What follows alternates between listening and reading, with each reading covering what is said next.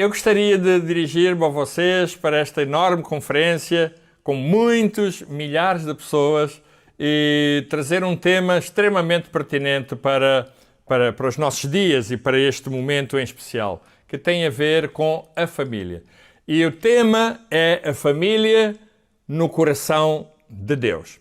Eu gostaria de começar a ver aqui alguma coisa, inicialmente, que tem a ver com as três grandes cosmovisões da família no mundo em que nós vivemos. A primeira grande cosmovisão da família é a cosmovisão humanista, ou seja, o homem ou o ser humano constrói a sua família sem qualquer intervenção, sem qualquer direção de Deus, ou seja, Deus não está aí. A segunda grande cosmovisão e na construção da família tem a ver com a cosmovisão islâmica, em que este conceito de família é construído, é dirigido, é inspirado pelas instruções do profeta Maomé. E a terceira grande cosmovisão que temos relativamente à família e está a ver, ou está fundamentada na cultura hebraico-cristã. Aí a família é vista da perspectiva dentro dos valores que a Bíblia traz para cada um de nós, dentro daquilo que Deus nos dá, daquilo que Deus nos ensina e aquilo que é, de facto, as grandes orientações que a Palavra de Deus nos dá. E é sobre isso que eu gostaria de abordar nesta conferência. Algumas reflexões sobre isto. A primeira grande reflexão é que toda a Bíblia ela é uma metanarrativa de muitas outras narrativas, de muitas outras histórias ou narrativas em que Deus se revela ao homem a partir da família. Ou seja, a Bíblia mostra-nos várias narrativas que a família é um elemento fundamental para Deus se revelar ao ser humano e na história e nas gerações. Aliás, eu direi que a Bíblia é um livro geracional, não é? Ela, de geração em geração, o Senhor, o Espírito de Deus, ele se revela através das famílias. Foi assim que aconteceu com Adão, se vocês se recordam, não é? Quando Deus abençoou Adão, a primeira ordem que Deus deu a Adão e a Eva foi que eles frutificassem, que eles multiplicassem, enchessem a terra e dominassem a terra. Ou seja, a visão que Deus tinha para a terra era de um reino, desde o início, que Deus quis usar uma família, estabelecendo relações familiares para que ela se multiplicasse, para que ela, de alguma maneira, enchesse a terra e pudesse governá-la, pudesse estabelecer o reino de Deus.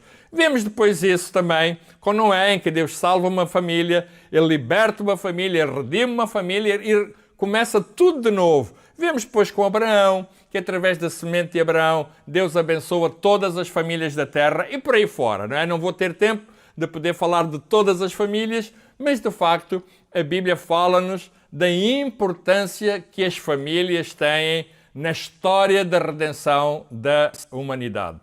Eu gostaria de pensar também que o elemento fundamental vai centrar-se aqui, neste caso concreto, com a pessoa de Jesus. Jesus, quando veio ao mundo, Deus escolheu uma família, como nós sabemos, a família de José e de Maria, não é? Foi uma família que Deus escolheu para que Jesus pudesse nascer, para que o Deus homem pudesse acontecer e a partir daí pudesse, de alguma maneira, levar à terra, levar ao mundo em que nós vivemos, até os dias de hoje, a grande mensagem do Evangelho, aquilo que de facto é o poder de Deus para a salvação, através da pessoa de Jesus, que nasce através de uma família, de José e de Maria. O segundo aspecto que eu gostaria de pensar é que o propósito de Deus para a família é a revelação de si mesmo e do reino. Todas as famílias, dentro desta cultura hebraico-cristã, têm uma revelação de Deus. Todas, não é? Porque Deus é o centro de todas as coisas. Numa cosmovisão humanista isso não existe, porque Deus não está lá. Os humanistas, eles não colocam Deus no centro de todas as coisas. Os islâmicos também não. Nós estamos a falar agora aqui da cultura hebraico-cristã, em que de facto Deus tem a preponderância. Ele é o que de mais importante pode acontecer na direção e na inspiração e motivação para a família edificar o seu reino. Eu costumo muitas vezes dizer, quando prego à igreja da qual eu sou pastor, que a família é uma microexpressão do reino de Deus. É nas nossas famílias que essa microexpressão do reino de Deus acontece. Ou seja, que o reino dos céus, aquilo que são os valores de Deus, aquilo que são as orientações de Deus, acontecem. É nessa família, sejam elas maiores ou sejam elas menores. E sabem, Satanás, ele sabe isso. Por isso é que desde sempre ele tem procurado fazer o maior ataque às famílias. Tem procurado destruí-las, tem procurado fragilizá-las, e tornar a família algo inútil. Porquê? Porque ele sabe que as famílias são a maior expressão do reino de Deus. As igrejas em geral, todas as nossas igrejas, são constituídas por famílias, não é? São constituídas por famílias. E é através das nossas famílias que no seu dia a dia nós procuramos expressar o reino de Deus. E quando Satanás ele percebe isto, ele de alguma maneira vai procurar fragilizar as famílias nesse sentido, ou seja, fazer com que elas percam a força, fazer com que elas percam o propósito para os quais elas devem existir. Acontece muitas vezes em que, numa família, Deus passa a ser uma alternativa como outra qualquer, e esta é uma maneira de Satanás fragilizar a família. Ou seja, o que é que eu quero dizer com isto, quando eu digo que Deus passa a ser uma alternativa? É que tantas e tantas vezes eu, como pastor, eu reparo que as famílias, elas têm outras alternativas no mundo secularizado em que nós vivemos e que elas escolhem em alternativa à própria igreja, à própria comunidade cristã, aos próprios valores, ou seja, Deus a igreja, por exemplo, é apenas mais uma alternativa. Se as pessoas podem vir à igreja, vêm, se não podem vir, não vêm. Se elas têm que escolher outras formas de se poderem divertir, etc., elas fazem isso como alternativa, não é? Eu, por exemplo, enquanto pai, enquanto educador, eu eduquei os meus filhos que a melhor forma de nós podermos dar, podermos contribuir, podermos servir ao Senhor e nos podermos até relacionar é a partir daquilo que é a igreja. Eu nunca nunca deixei de dar direção e valor aos meus filhos por causa disso. De encontrar outras alternativas. Eu nunca deixei de ir à igreja, nunca deixei de servir na igreja, nunca deixei de poder fazer o que quer que fosse no âmbito do serviço que eu tinha que dar para as missões ou qualquer outra coisa por causa de uma outra alternativa lá fora. Nunca, jamais. Os meus filhos aprenderam, cresceram a desenvolver um conceito de que a igreja é fundamental. Deixa-me dizer-lhes isso. Eu muitas vezes vejo aquela forma piramidal que se põe Deus no início, depois põe-se a família, depois põe-se a igreja, e depois põe-se o trabalho, e depois põe-se a igreja, fica cá embaixo na base. Olha, eu não acredito nisso. Isso tem sido um desastre, porque eu já tenho encontrado pessoas que me dizem assim, pastor, sabe, primeiro está Deus, mas depois está a minha família, só depois é que lá, e depois está o meu trabalho, e só depois é que está a igreja. Ou seja, eles optam por todas as outras formas de vida e deixam a igreja para o último lugar. Eu não acredito nisto. Eu acredito sim que, sendo a igreja uma expressão, sendo o corpo de Cristo, eu acredito que toda a nossa vida ela deve ser orientada em função daquilo que nós aprendemos, tendo Deus como centro desta grande família que é a igreja. E eu, enquanto pai, enquanto pastor, eu tenho procurado, e sempre fiz isto com a minha família, e procuro ensinar nos outros, que a igreja não é uma alternativa a um centro comercial, a igreja não é uma alternativa a um espetáculo qualquer, a igreja não é uma alternativa a um jogo de futebol. A igreja é tudo. Toda a minha vida, eu repito, toda a minha vida, e a minha família sabe isso, nós construímos as nossas vidas em função do serviço que nós temos dado à igreja e também ao Senhor.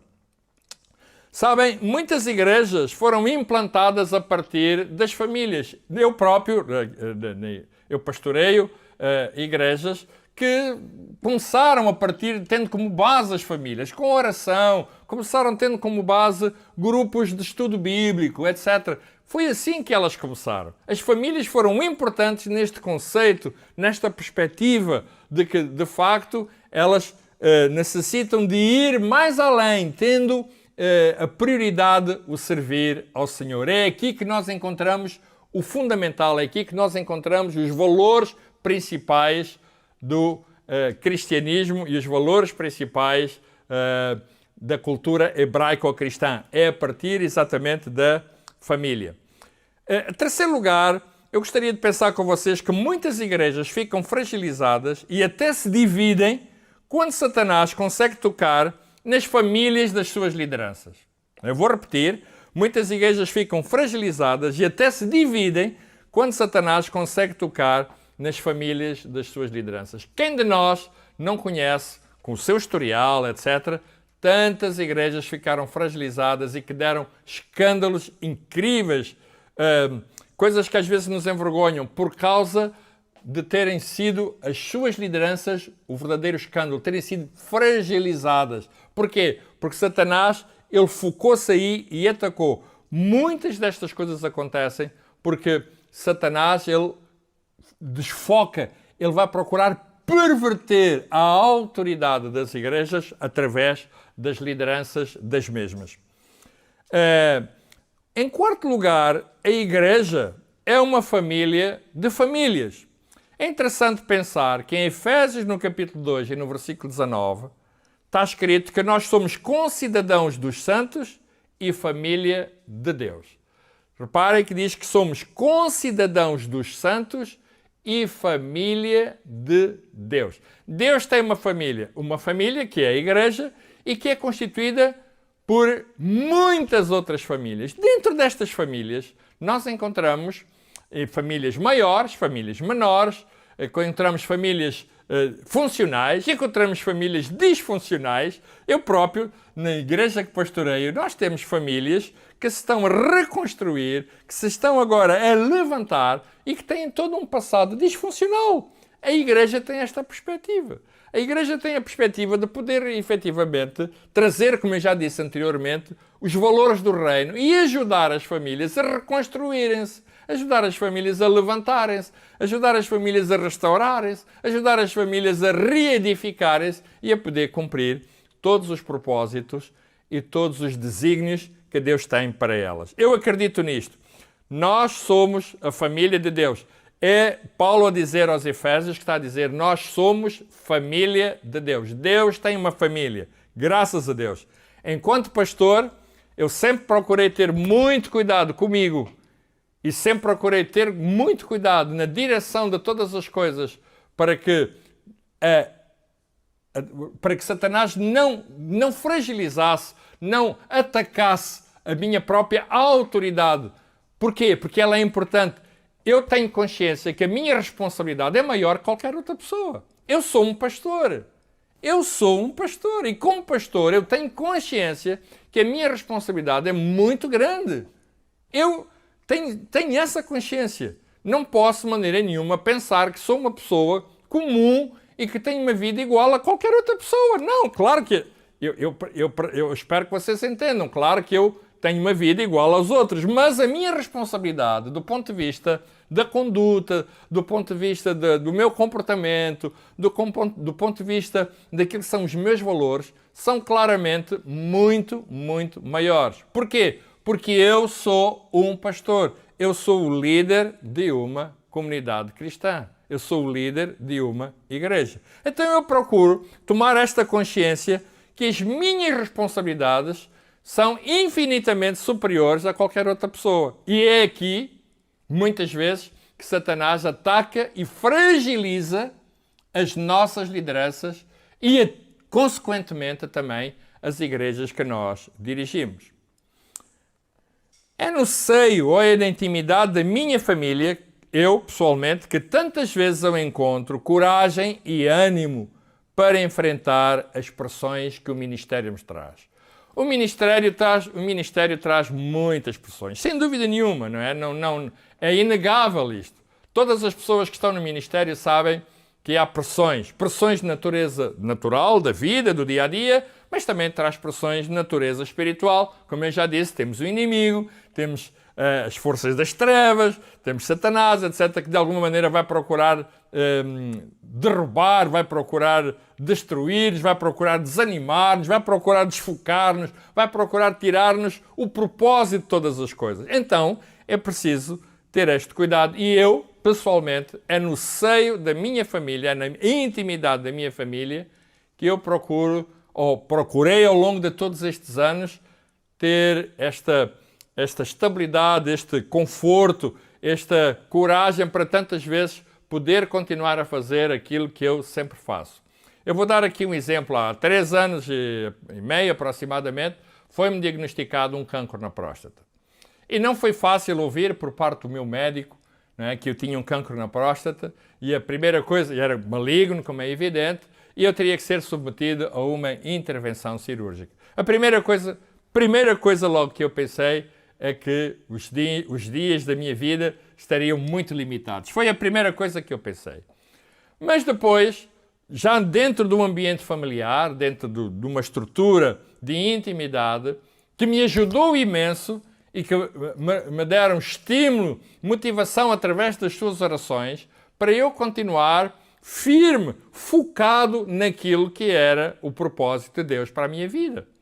E a minha família, a minha mulher, os meus filhos e todos aqueles que fazem parte do seio familiar me ajudaram, me deram ânimo, oraram por mim. A própria igreja, os amigos, etc. foram extremamente fundamentais para eu poder superar e vencer. E graças a Deus que hoje estou curado, graças a Deus. Ainda bem que sim. Mas sabe, aquilo foi um momento muito delicado, não é? Um momento que tinha a ver com a minha vida pessoal, com a minha saúde e que normalmente, não é? E muitas vezes por situações que eu conheço, não terminam tão bem assim como a minha, graças a Deus, porque eu estou curado, estou diagnosticado e está tudo bem comigo, graças a Deus. Então, para vos dizer que é no seio ou na intimidade da família que tantas vezes as pressões surgem, mas nós encontramos ânimo, encontramos coragem, encontramos estímulo para poder prosseguir. O último pensamento que eu gostaria de trazer aqui será este. Famílias felizes ou famílias com propósito? Eu repito, famílias felizes ou famílias com propósito?